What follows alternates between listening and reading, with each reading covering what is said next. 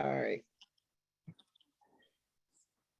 So thank you everyone for joining us tonight for Monday Night Conversations with Councilman Corey Reeves. He is not available at this time, so I will be your moderator for the evening. I'm Tamiko Leverett, and I am assisting District 5, and Christian Matthews will also be in the chat room keeping up with what's going on. So I want to thank Kristen for being of help to me tonight and making sure we both are paying attention to what's going on. We have special guests tonight per the community request. We have Parks, Recreation, and Cultural Affairs. So I want to take time to introduce both of our tag team attendees tonight. We have Travis Landrum, who is the current director, and we have Stephen Maxwell, who is also here, and he is the deputy director who just newly joined us. So thank you both for attending us tonight. I appreciate you so much. Thanks for having us. Thank you. And so I'm gonna start out, first of all, with Mr. Maxwell. Can you tell us when you started and a little bit about your background and why you came on over to the city of South Fulton? Sure. Good evening, everyone. I started South Fulton November 1st. Came from Clayton County, where I was a recreation manager overseeing one of the higher foot traffic facilities there. I've been in this field since I was 19. That's all the picture you can get. They can hear you. Go ahead, I'm muting everybody. No problem. So I've been around for about 10 years, a little over 10 years with Parks and Recs in the field. Like I said, I recently came in November 1st, and I wanted something new for myself. I was a recent graduate last December with a master's in public administration. So it was time for me to try something new, a new challenging opportunity for me. And being able to work along Travis has been well, and we are still in the process getting a lot of things rolling. Thank you so much. And Travis, you have been with us for a while. So tell us a little bit about how long you've been with City of South Fulton and what you would like us to know about your background. Thank you. Good evening, everyone. Now, I don't know how long you would consider a while. I just started with the city myself August 9th of this year. So joining the city, my previous experience was with the city of Douglasville. I've been in the field for 21 years, and hearing Mr. Maxwell say he's been in it 10 just kind of opened my eyes a little bit. I was like, man, I've been in it twice as long as he has. So, but I've been in the field of recreations for 21 years, coming from Douglasville. And the opportunity in South Fulton, with it being a new city coming into its own in the last 4 years since 2017, I see the city with a lot of potential, a lot of opportunity, and I definitely want to be a part of making that come to fruition for the community. Well, thank you so much for that. So my first question, we're gonna just clarify what's going on with Parks and Recs first, and then we will go into some questions from the community.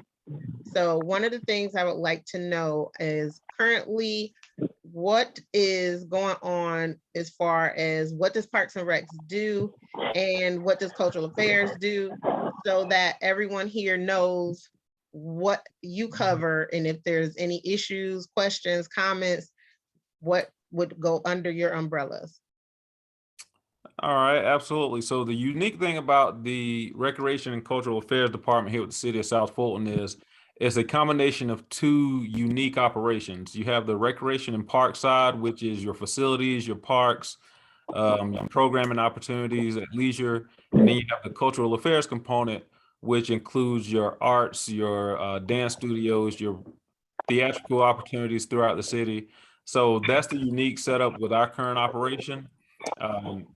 Our primary opportunity and that we want to provide to the community is a place of safety and leisure when you're away from work, when you're wanting to get out and relax. The the situation that took place this past year with COVID really kind of, in some cases, put recreation on the map.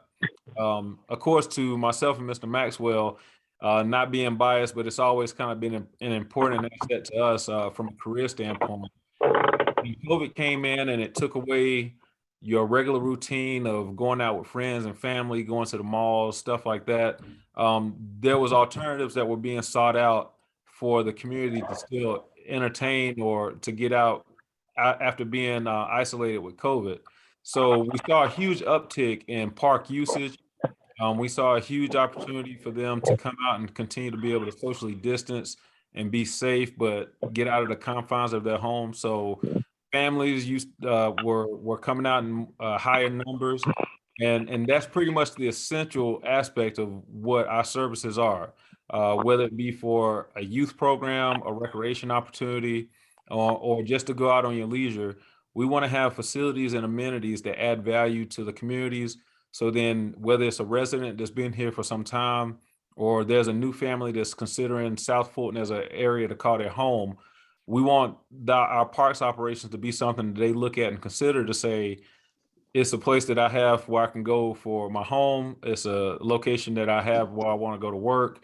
And when I want to go out for myself and my family, they have opportunities that they provided through their recreation centers and throughout their park amenities. So we pretty much cover, according to my daughters, the fun stuff within the city. So that's pretty much what our scope is. And there's different avenues where we provide those services. We try to provide some services in-house with our staff. We have partner collaborations that we are seeking out with the school system or private vendors. So we're hoping to continue to build on those relationships here throughout the city to have better resources to provide those opportunities to the community as well. All righty. So that means I will throw a question to Mr. Maxwell. I know you're just starting and both of you are trying to formulate a new strategy. Is there something that you, since you have joined so far, noticed that you would like to implement? For me, so far, I would say that we're still in the process of trying to create new programming. The partnerships that we are trying to bring in, something I specialize in coming in was external funding. So that's something that I'm very big on and want to secure.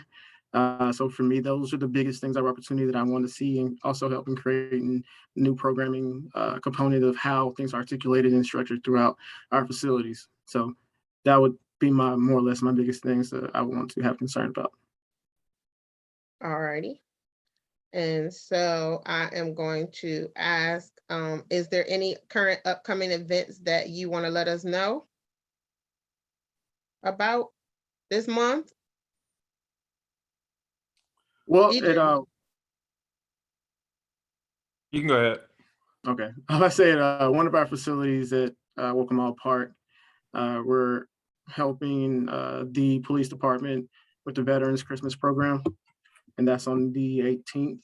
It is to our attending is a pre-registered event, but that's more something we have going on at the moment. We are looking to expand and bring in programming in January. Once we're able to get past a lot of the COVID protocols, if everything is passed and comes up, so that we can get back to our normal operations. I have a question. Will you all start bringing some of those larger city events over to different parks and recreation centers like Burdette or Old National? Yes, ma'am. That's one of the things we are really home to doing, because we want to be able to get these opportunities for everyone throughout the city, especially how it's everything's kind of spaced out a little bit amongst all the districts. So something that we do want to do is provide opportunity for everyone so that no one has to just travel all the time for the same program and it's never in their backyard. All righty. Thank you. I have a couple of questions and comments that was sent in prior to tonight. So let me go through a couple of them. Currently, what after-school programs are here or coming? Well, we currently have 2 in-house after-school programs that we operate. Of our facilities, the 2 facilities that are operational are at Welcome Park and at Burdette Park. So we currently house that program in-house. Some of the schools transport the kids to the sites. In some cases, we have transportation for the participants that we go and pick them up. So those are the two active after-school programs that we currently have taking place this calendar year, or this school year, I'm sorry. All righty. The next question I have is, with basketball underway, will the gym be available for open play to the community? Yes, actually it is. The hours that they have scheduled for open play have been during the day for the most part, and that still is currently taking place with youth basketball underway. All righty. Can I ask a sidebar question to that? Most adults or families are going to be at work during the day. So why is open play during the day when most people can't come and not in the evenings or the weekend? Well, currently our hours of operations are not where we would like for them to be. We would prefer to have our hours of operation 7 days a week, but currently our staffing levels are not allowing that. So with the youth basketball, because of the amount of teams that we currently have, they typically take place from that 5 p.m. to our closing hours Monday through Friday. Following our youth basketball season, that is something that could be considered. But being that this is a structured program and the youth basketball is the structured program, and the open gym is the opportunities that we'll be able to plug in and make available when we don't have a structured program taking place.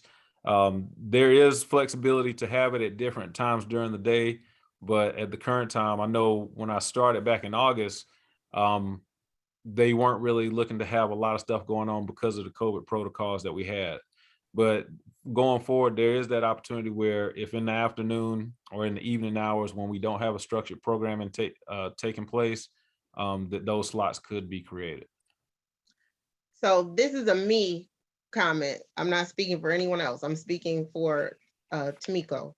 So in my mind, if no one's there during the day, the staff is collecting their hours, but nobody's available to use the resources. Am I confused, or is there not an opportunity to shift schedules or alternate hours or bring over staff from other locations? I guess I've gone over there several times through the summer and the fall, and it's empty almost every time I go over there.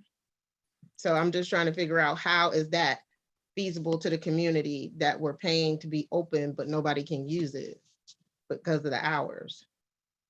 I'm speaking specifically Burdette. I haven't been to the other ones. Okay, Bert. Well, I think I came in at the end of the summer. So in most typical situations, what I would assume is going to be the same case for us. For example, when you hit your summer hours, is best practices if we're hosting a summer camp program, that the facility is dedicated and available for that summer camp program during that time, which those can take place anywhere from your 8 a.m. till your 6 p.m. And it's a better practice not to have a lot of other outside opportunities taking place during that time, to where you could have intermingling with the kids that are in the program versus those that might not be in the program.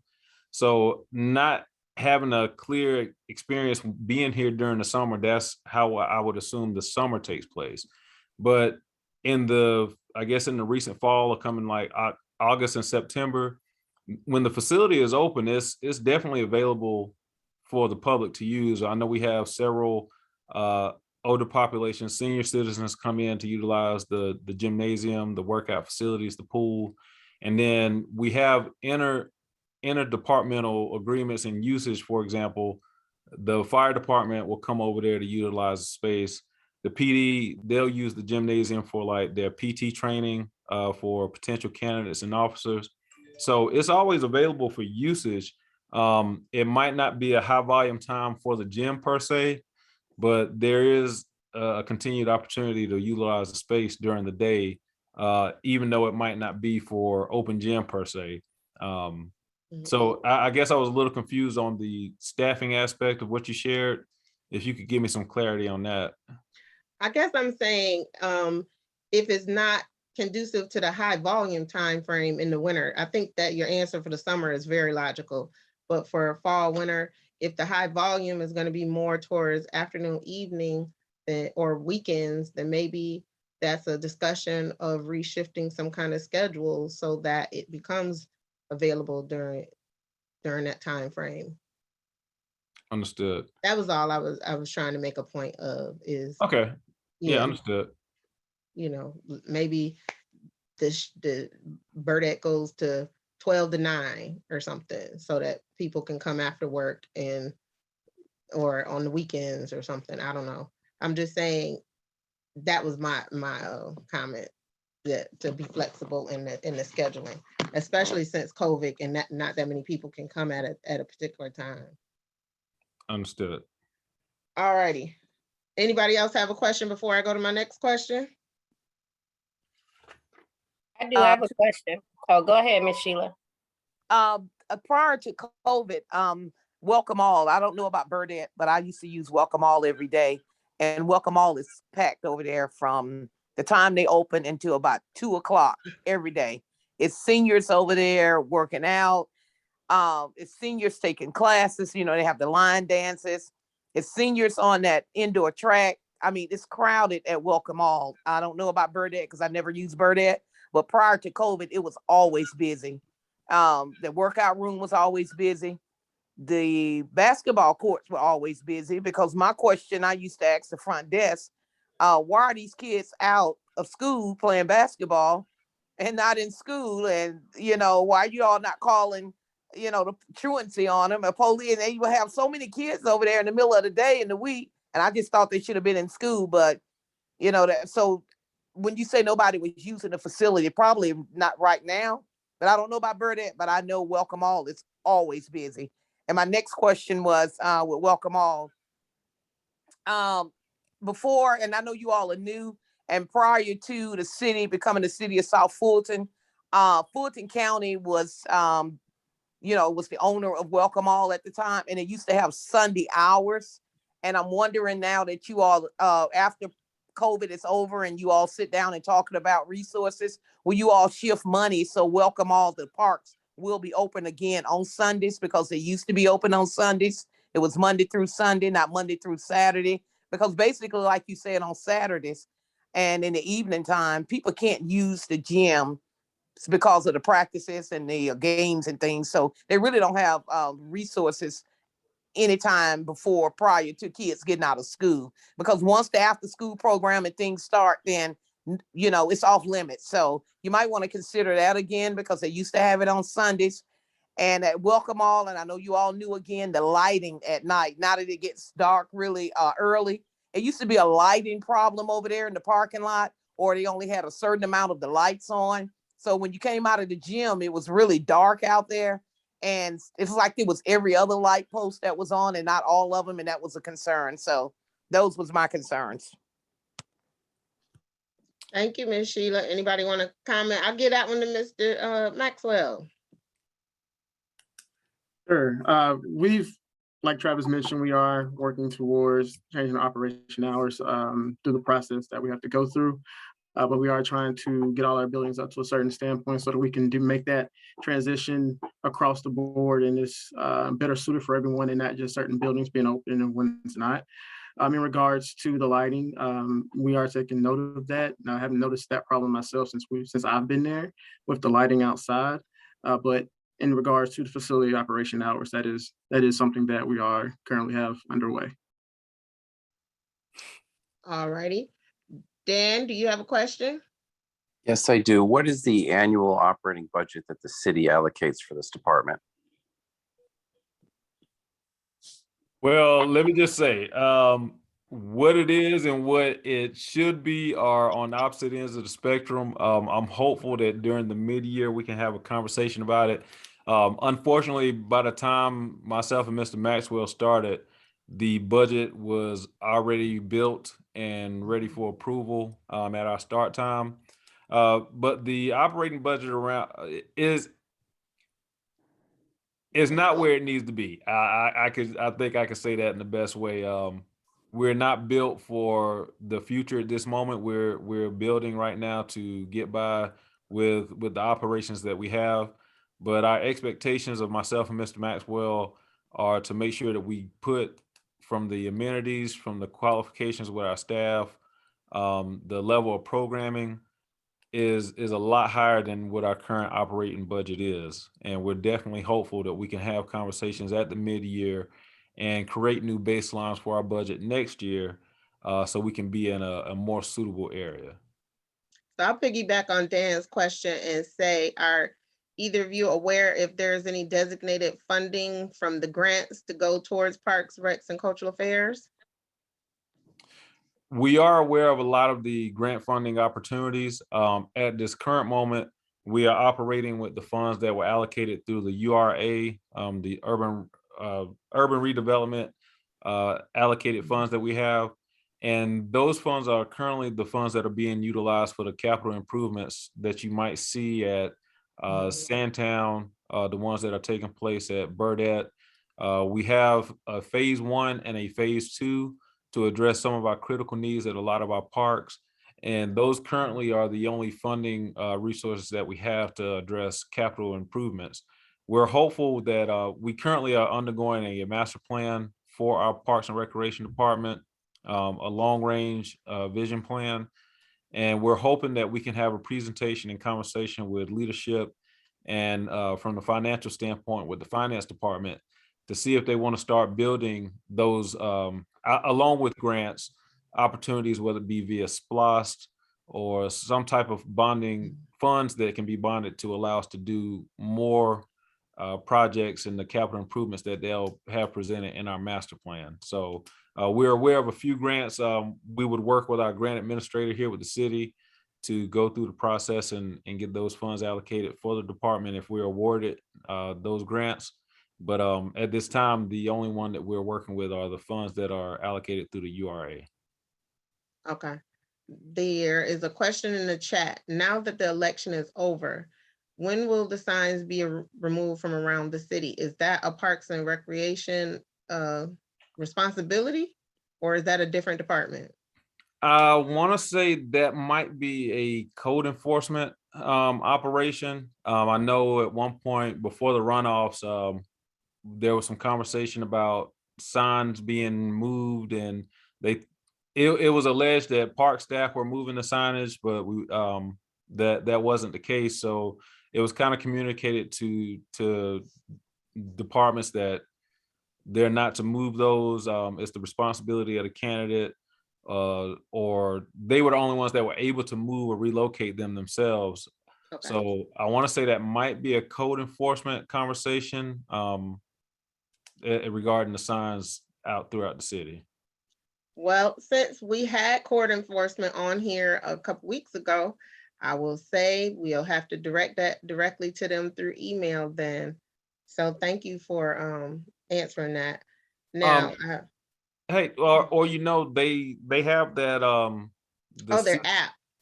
Yeah, it's like the C-Click Fix thing. That might be a question they could send on that to get a more precise answer faster as well. That gives me a plug for District 5 in Burdette. I don't know if either one of you saw an email that came through today that said, hey, we'd like to use the gym for CPR classes. Did either of you see that email today? I cannot recall seeing it. Do you know who it was sent from? Me. Oh. The first email I got from you today was the one we sent about 6 o'clock. So I sent it through someone else that I just found out this afternoon wasn't at work today, so it might be sitting in their email. So I'll defer that one to them. But the other part of that plug is on bringing community programming and resources and partnering with other organizations. We wanted to try to start to provide a monthly CPR class once a month. And so we wanted to try to maybe start it for third Saturdays over at Burdette and start with, offering it for free for the seniors and trying to make sure we just have more people in our community aware of how to handle an emergency. So hopefully when y'all finally get that email, you will consider that. What's your thoughts? Do we have any CPR classes currently being offered? Well, I know in-house, we do have the CPR from a in-service training opportunity for staff. And I know through HR, they might have those training opportunities. We don't currently have any community partnerships offering or providing that service. Anything that we currently have is done in-house for the training of our aquatic staff and our summer camps. Well, any staff that might be operating in a summer camp after school capacity. Uh-oh, Burdette might get it. All right. So the next part of that was you said to use the app. Now we have some seniors that don't necessarily know how to use their apps. And so that will be the next question is maybe we could provide some type of programming for them on teaching them how to use their phones so they can use the resources that are technology current, but everybody isn't technology current. So when you, there is a program that you probably will be getting an email on that soon. So, All right.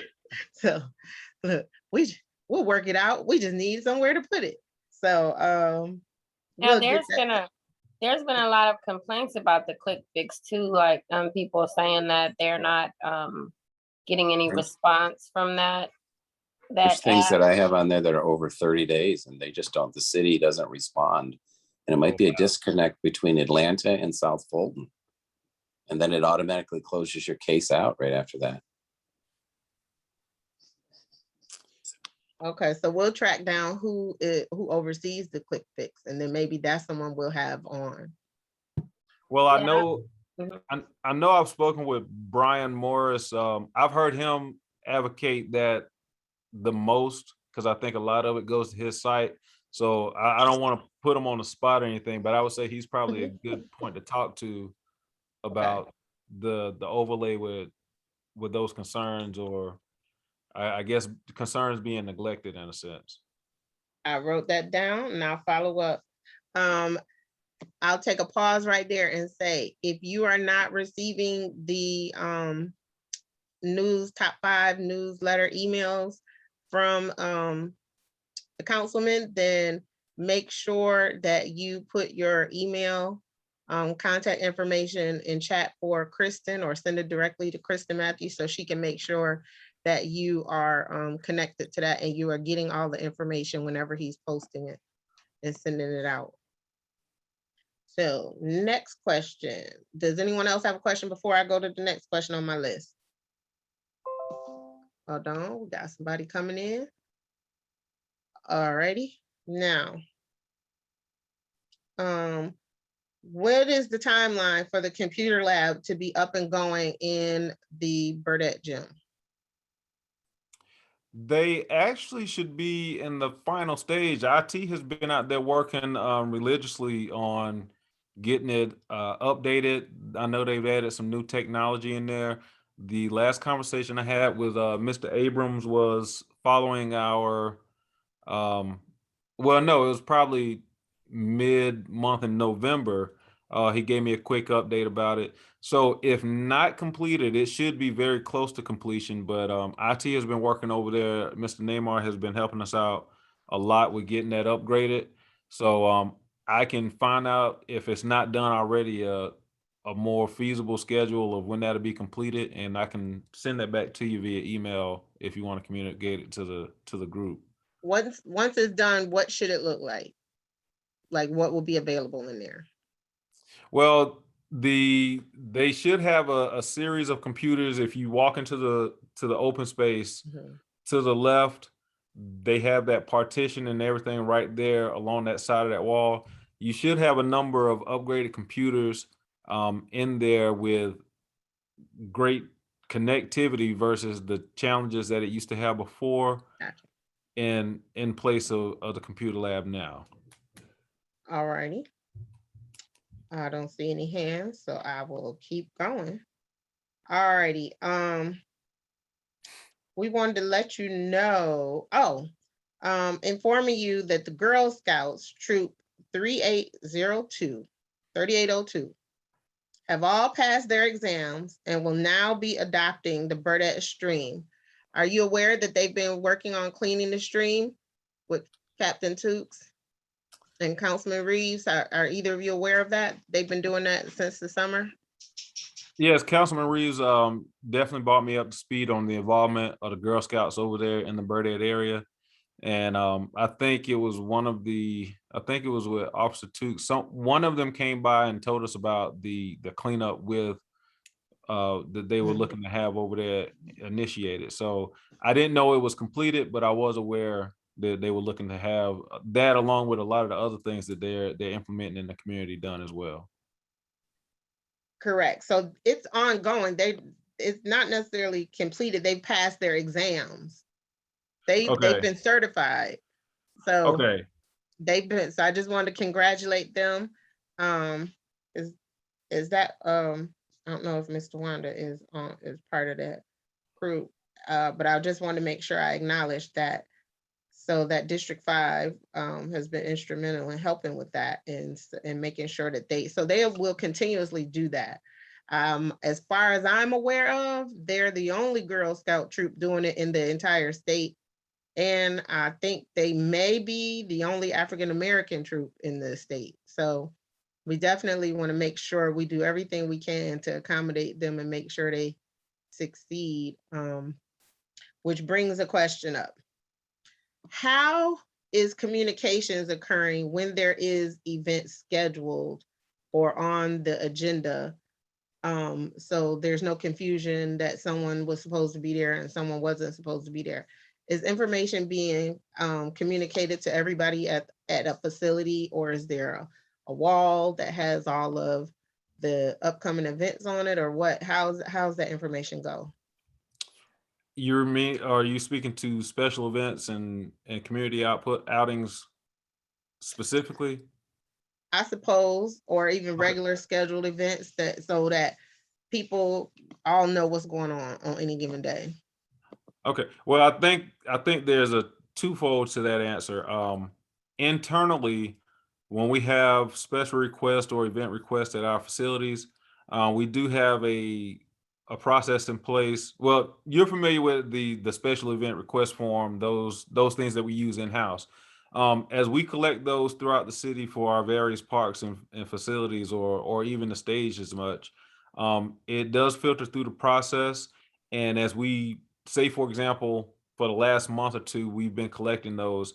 As they come up during that week, we'll have a schedule that is communicated out to staff. It's sent out to the recording stop. All right, there we My go. apologies. But that schedule is in-house. It's created a schedule in-house that is sent out to the park rangers, to the park staff, and to our maintenance team. So they're aware of this is scheduled at Burdette, this is scheduled at Wilkerson Mills. So they're aware of what's taking place along with the security. On the flip side of that, that same list of communication is sent out by our communications department to the elected officials, and then of course the events that are deemed communicated to the community. I know communications, they'll send out stuff via our social media outlets, and that's one of the main assets that they'll try to use to communicate those upcoming events to the community. So from an internal standpoint, staff is aware of it because we send out the schedule in-house, and then for the community standpoint, we try to have those outlets utilized through our communications department. All right. Do we have any questions before I go to the next one on my list? Boy, this is a quiet day. Any other time, everybody be on here talking. Hey, well, hold on. Hopefully that means we're answering the questions, and you must be. So nobody's walking away with any misconceptions or gray areas. So hey, that's what we're supposed to do. You must be, because some nights I've seen them give it to them. So y'all must be answering right. Right. Well, I was gonna say, if before we get off, I was gonna put like my email and stuff in the chat box. So then if there was something that comes up following the meeting or tomorrow or next week, something clicks in your head, you have that opportunity. You can email us or contact us to answer any other questions outside of tonight. Thank you for that. How does a community member go about if they want to reserve a room at one of the facilities? How do they go about doing that? So let me jump over that and ask, are they open for the community to request? To do that, right? Do that first, Kristen. Right. Well, look, see, you just answered that question for us. Well, you know what? I'll let Mr. Maxwell answer this because he looked like he was just kind of dozing off over there. He was getting too comfortable. I'll let Mr. Maxwell handle that one. Well, at the time, we don't have any availability now. 1st of January is where we're starting to allow rentals to come back into the facility. It was put on the hiatus at the moment because of COVID, and come January we're going to have some protocols in place so people can come back to the facility and do their rental requests. Alrighty, so I'll follow that with a question. Any event there is a request for the same time frame and day for an event. One is a community event and one is a personal birthday party versus CPR. How would that go on? Who would get approved for that once it's back open? Well, does the community events, are they a priority over private events? I guess is the question I'm trying to get to. Uh-oh, Steven, I think she's trying to throw some trick questions at us. She's trying to trip us up. That it's a simple question, actually. So even from an internal standpoint, unless it's something directed from a higher level of authority, it's pretty much a first come, first serve basis. So Okay. if we'll use, for example, your CPR opportunities. If there's an established time that's ongoing to say every third Saturday of the month, we're going to have it from 9 to 10, and it's already established and created, then there's not going to be anything that comes in and says, well, hey, on that third Saturday, we want to do another event and we're going to have to cancel that. So Okay. as of right now, it would be looked at as a first come, first serve basis, unless from a higher authority, we're told to do differently. So if there's a community event on the Saturday, if they want to have the community event on the same Saturday that the Girl Scouts already have something scheduled, it would be available outside of that scope of what the Girl Scouts have, not necessarily kicking them out of the space or anything. Okay. So even if a person wants to come and rent and use it for a birthday party, well, if the Girl Scouts got it from 9 to 10, then the earliest they would be able to do anything birthday related would be at 11 o'clock till when we close. It wouldn't be a case of where we eliminated an opportunity or kicked out someone that's already established a time and place for usage. All righty. Oh, he's good. Look, you trying to get us jumped on. That's what that. Good. All righty. So back to Kristen's answer. Stephen, you said that January you're considering public scheduling. So when that occurs, how will that go about, since that's only a few weeks away? If someone wanted to schedule it next year, what would they do? They would follow the normal process, coming to the facility or calling the facility over the phone to see if it's available. But do believe that if they do call over the phone, they still be back on the first come, first serve.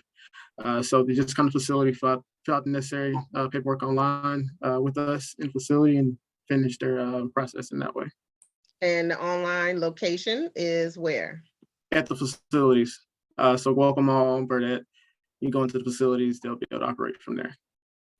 All right, so don't go on the line, go into the facility. It was available online at one point, but we're trying to go away from that. So while you're revamping it, got you. Yeah. So go in so they know what's going on at their facility right now. Yes, I got you. All righty. Kristen, does that answer your question? Yes, it does. Thank you. All righty. Any other questions before I go to my next one? All right, next is, what do you see as a long-term sustainable development plan that is suitable for Burdett Gym? I guess that's you, Mr. Maxwell. long plan for Burdette is, again, we're reconstructing programming, trying to make sure that facility is operation in the same standpoint as all the other facilities. We want to not have any facility feel like it's left out. We want to be able to have that connection with the community as well as the partnerships that we bring in through our programming as well, so that everyone's able to utilize facilities to the best of its ability, and also know about the other resources that are at other facilities as well when they do visit Burdette. So do you consider that there may be a reconstruction, like how Stonewall Tail, over there, they have the swimming pool, they have exercise rooms, all of that. They don't always have all of that over at Burdette. Is that something that's gonna happen at that facility? To probably defer some of that to Travis being a part of the long-term plans. But as being told at the moment, no, it's not. Because we are part of the problem now, like we talked about already, was the URAs and using those capital funds to make improvements just to what we can improve with all these facilities. And like kind of picked on before, was going back with council once we're able to try to amend our operational budget at the time and request those additional funds so that we can do more. But at this time, at the moment, no. All righty. See, we said long-term sustainable. You had an E in there. Well, hey, this is a perfect opportunity to throw this plug in real quick, because as I mentioned, we're in the process of developing our master plan. So the vendor with this master plan has spoken to staff, they've spoken to city leadership, they've gathered some community input, but we're at a vital time to where we're looking at possibly, once it gets confirmed, we'll send the information out, but possibly the third or fourth weekend in January. We're looking to have a community input meeting to where, specifically to the question you just asked, the developer is going to come out to Welcome All Park, and it's only going to Welcome All Park because that's our largest facility, but they're going to have all of the projected concepts or master plans for every park, Burdette, Sandtown, Cliftondale, and they're gonna have it the entire day. They're gonna invite the community to come out, and at that point, we're hoping to get feedback from the community. So then, to your point, the questions you're asking is basically what the community wants to see in those parks. The biggest thing to understand is we can only work with the facility and infrastructures that we have. And I'm a firm believer that until we take care of what we got, it's not beneficial for us to go and create or try and build new facilities until we get our current level of inventory to the right standard. But once this data is selected, they want to invite the entire community to come out. And even though Burdette might be right in your backyard, we do understand, like, we have the pool at Welcome All, and that might be the only amenity that we have like that currently right now. But if there's something that you can take advantage of at another park and you'd like to see it, even though it might not be in your backyard, we want to get that information. We want to get that feedback. And then, of course, if there's a park in your backyard that you want to see, instead of, and this is just for the conversation, instead of basketball courts, you want to see tennis courts. That's the kind of stuff that they want to get that information from the community. So then when we go and present those concepts to the elected officials and leadership, is basically driven by the community as to what they want to see in those particular parks. So once we get that date confirmed, we definitely will send it out, not only via our social media, but even through this avenue. We want to make sure that everyone is aware of that so they can come out and give their feedback and be heard about what they want to see in their areas. I think you already answered this question, but I'll just make sure I read it so I can say I did. Do you have any plans to encompass Burdette Gym, tennis facility, and the park to connectivity and mobility as one park system? That again goes back to our master plan. One of the things that the master plan is going to try and address is connectivity, not only in that, for example, in that area with Burdette, but all of our parks as much as possible. So trail connectivity is something that definitely adds value to our park system. You want to be able to have safe pathways to get from one amenity to another one if possible. So connectivity is something that they're going to try and address via the master plan.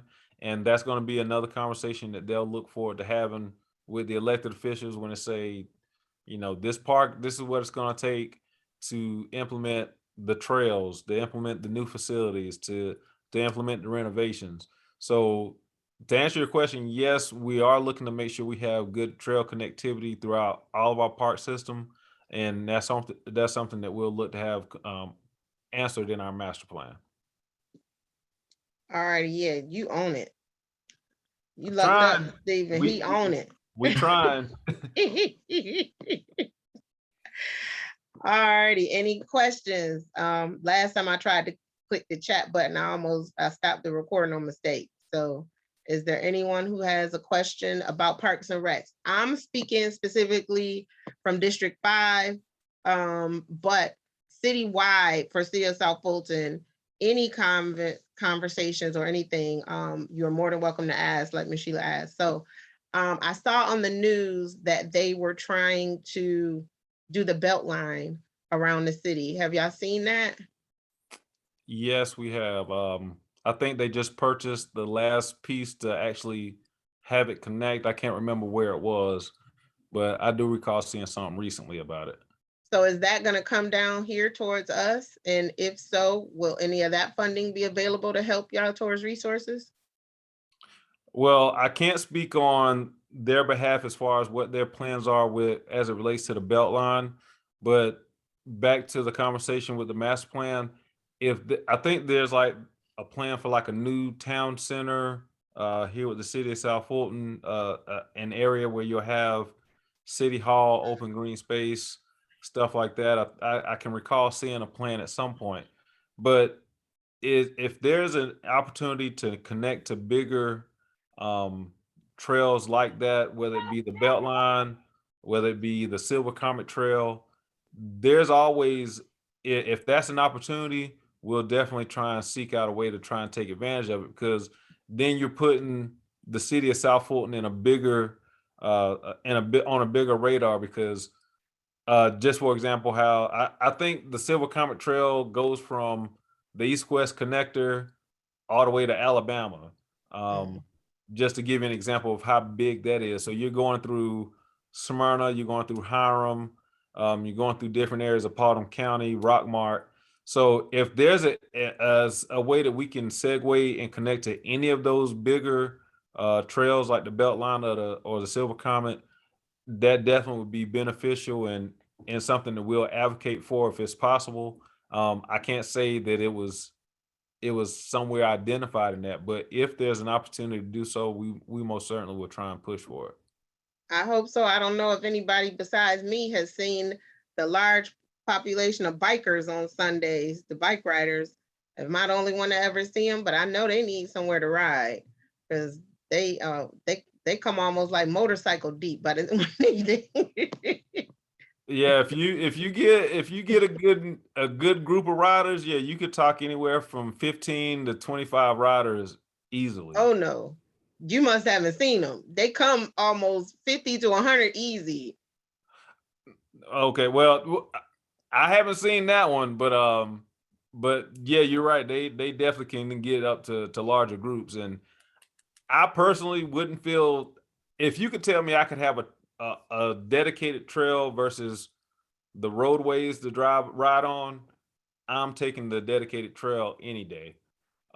Because in that case, you just got to worry about other bikers, not the cars. Yeah, stuff like that. But yeah, I haven't seen those larger groups yet, though. Has anyone else seen them? I've seen them for years. Has anyone else seen them on here? You have to unmute if you have. Oh yeah, there's a very large group that runs down Roosevelt Highway. One day I was giving a young man a driving lesson and they were all in front of me. So I freaked out as much as he did. How many would you say you thought it was? Oh, it was over 100. It's a very large group. It is. Wow. Yeah. So, and look, and don't forget the stragglers, but it's I They have, definitely run the road when they running. I'll take a picture next time I see one. But yeah, and I they're have two consistent. yeah, Go they ahead, are. Chris. They are. I was just saying, I have two new cyclists in my house since COVID. So my son and my husband. So, I mean, it's really, really picked up over the past year. And you guys might have seen Saturday at Grown Folks on National that kids are essential. Is that when you're talking about, Tamiko? There were about 200 or 300 bikes out there. Yeah, that was another event. No, that was a kids one, but I'm saying, No, no, it was they have adult. on their attire, and I've seen them for years. They ride up and down Sunday mornings on Roosevelt Highway. On Roosevelt Highway, yeah. And they go to that Velodrome in Hapeville too. That's where they do a lot of their big parties and stuff. Mhm. So I don't know if can you see the master plan online at all, or we're still waiting for them to finish it before we can get feedback? We're still waiting for to get it completed. They did do an update with mayor and council on November, what was that meeting day? I think it was November 9th. Yes, so November 9th, they did do a presentation to mayor and council to give them an update. So I know with that being accessible to the public, if you're able to go back and look at the attachments that were added on that agenda, you might be able to review the presentation that they did for mayor and council. They had to do it within 15 minutes, so that provided a small, I guess, cliff notes you can say of what they were sharing with them. So that should be available on there. If not, I'll see if it's something that we can get to share with you if people were interested in it. Alrighty. So let me make sure I recap. When they go to this event at the end of January, keep in mind that every facility can't have everything, so that they need to be conscious of asking for what they really, really want. Not everything under the sun. Focus on what they really want, so that they can have better chances of getting it than throwing everything and hope something sticks. Is that what I heard? Yeah. Yes. Yeah, pretty much. And you know, we can have the Christmas wish list, but you know, as it relates to trying to take what we currently have, like say for example at Burdett Park, to think that it would be realistic to go and then build in some type of aquatic feature, you know, you would have more costs going to renovating and building that up to accommodate that. You could probably go out and buy some land and it would be more cost effective to do it that way versus trying to create and put something that in that current facility. So We can't have Olympic lanes in the stream. and oh, see you, you funny. Okay.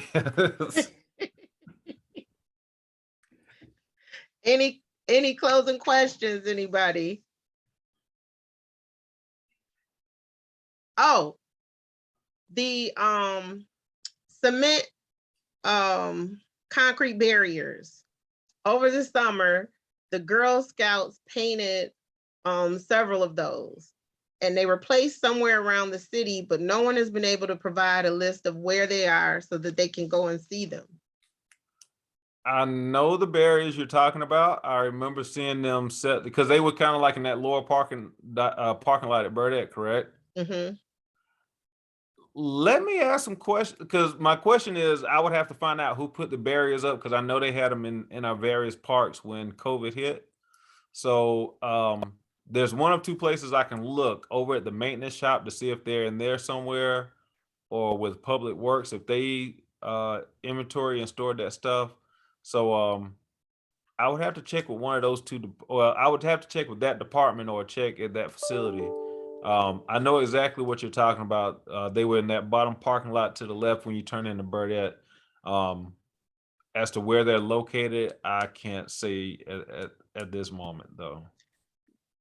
Yes, please help us track that down. We don't understand how cement bricks just get up and walk. They don't. Somebody came out there with with some apparatus and loaded them up, but Where they took them to is the question. So I have to see if that was a in-house parks job or if that was Public Works that they removed those barricades when it came down to it. So I can check those two out and let you know. All righty. So we generally try to stay on schedule, starting at 6:30, ending at 7:30. We only have a couple of minutes. Does anyone have any questions before we let them close out? Did we miss anything? I mean, not one person gave it to y'all like, oh, I'm gonna have to talk to them another meeting. What's going on? We might be sitting over here sweating in the background. You don't know that they might have gave us the business. You just can't. We just trying to hold it in under pressure. Oh no, I ain't talking about y'all. I'm talking about them. We have some very let me see. Somebody I'm gonna see, can people unmute at all? In the because I want everybody to have a chance to say something if they can. But they all would. Well, anybody they have a chance. I want to say we do appreciate your time. We do appreciate you've come to the city with an award-winning mindset. You have left a significant footprint from the cities you came from.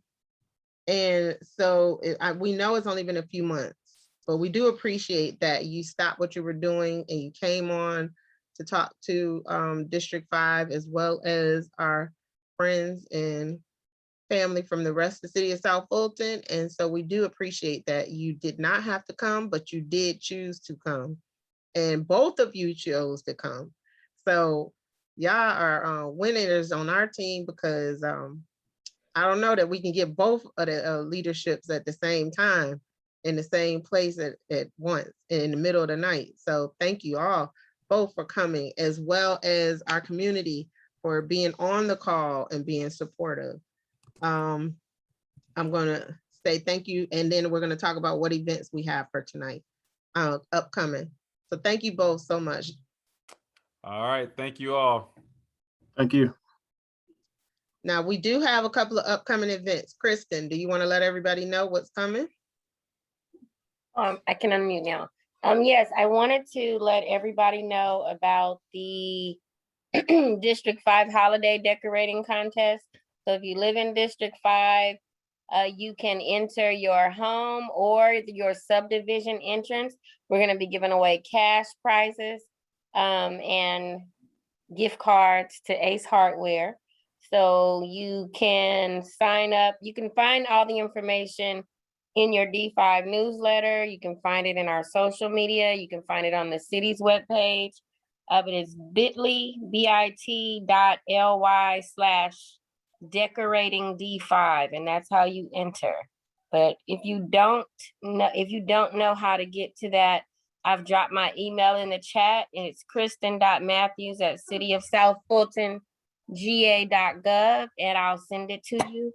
Also, this Sunday, we have the Giving Bowl, which is an event created by a local 14-year-old.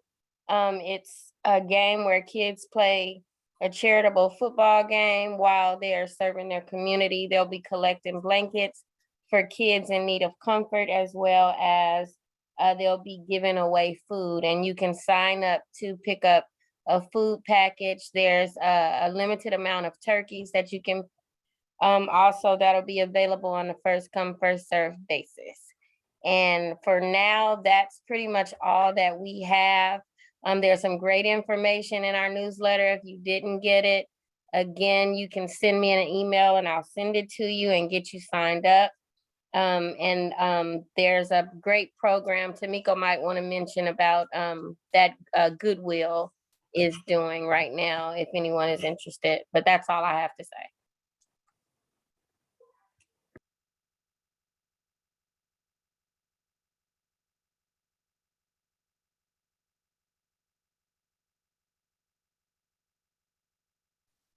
See, that's what happens when you got to come off mute. All right, thank you, Kristen. If you know someone who currently does not have a job they may want to send out an email to us and let us know that Goodwill is providing training for those who currently do not have jobs in several categories. You can go on their website, ging.org, which stands for Goodwill of North Georgia. They have a special program right now for youth who have previously been in trouble between ages of 18 and 24. They want to help at least 200 participants in the metro Atlanta area. So it doesn't have to just be Fulton County. It can be in anywhere around this area. Several counties are on there. So if you know someone that needs to go into that program, whether they need a GED or whether they need to go to get their CDL license or something else, and they need some help getting the class, they have some resources. So let us know. We have some other organizations that may be able to help with training as well. So that's coming. We have a request into Parks, Recreation, and Cultural Affairs for a CPR class on December 18th. So we're impending on that. So hopefully we'll get that approved. And then we have a senior phone class that is scheduled, and I can't remember the date on that one off the top of my head, but there is one scheduled for this month. I think it's right before Christmas, the week of Christmas, that Monday or Tuesday or Wednesday before Christmas. So those are definitely on the schedule coming. What else? Oh, FIT, the exercise location on the corner of Old National and 138 by that McDonald's. They have a holiday event coming this weekend on Saturday. So that's something that you might be able to go and see and be a part of in that plaza. That's all like events I can think of off the top of my head, Kristen. A coffee with a cop Oh, is coming thank up you. on the 9th. Isn't it the 9th? I can't remember off the top of my head. So Coffee with a Cop is either the 9th or 11th. So either way, it's this week. And 11th, I think, is the weekend. So it probably is the 9th. Yeah, I believe it is on the 9th. And does anyone else in the community know of any other upcoming events in the community from anywhere else? It's the holiday season, so there may be information we just don't know about that you know about. A church or a nonprofit that you know of has something going on.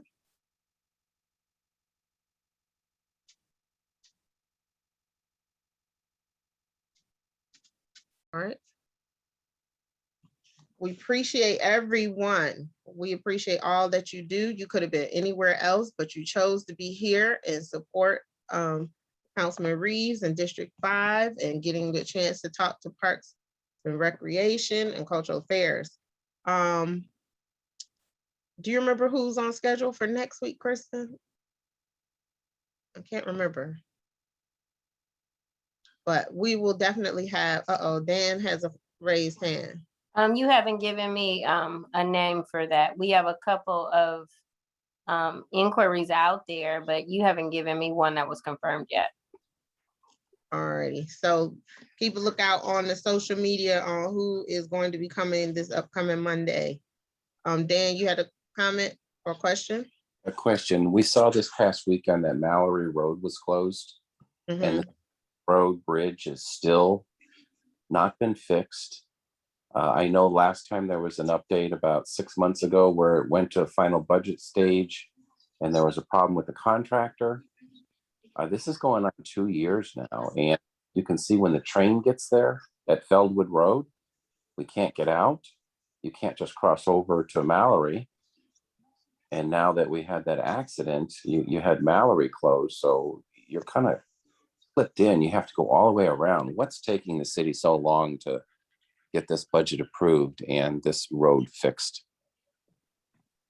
So as far as I'm aware of, the budget for this year has already been approved. The year is already in place. So the question becomes addressing why it didn't make the budget or what's going on with the budget. And so maybe that's a person we need to have on the call on how the budget was developed. What do you think about that? I think it was already budgeted for last year, but there was a problem with the contractor. I don't remember exactly what it was, but the contractor had made some last minute changes, which then null and voided the whole process. And they were supposed to start the process all over again. Gotcha. So since I'm new, I will take on learning more about that since it affects where I live. How about that? Yeah, I think the city manager, Miss Jones, Sattler Jones, is maybe we could see about getting her on here to talk about that. Okay.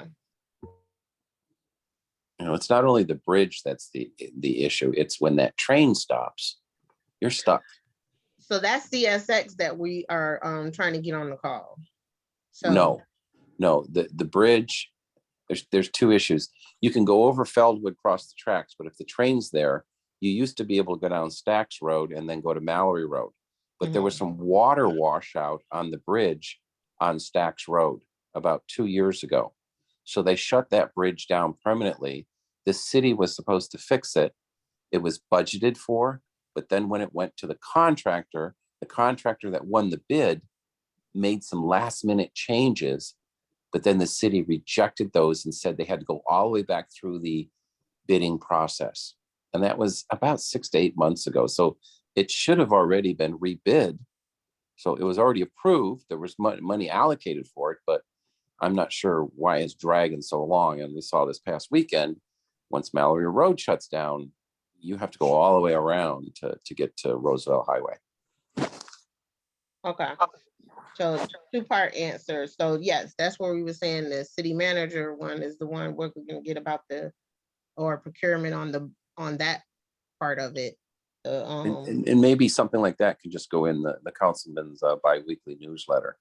Maybe that could be a topic in there because a lot of people ask about that, but we don't seem to be very clear on where we stand. So that could be a good item to go into there.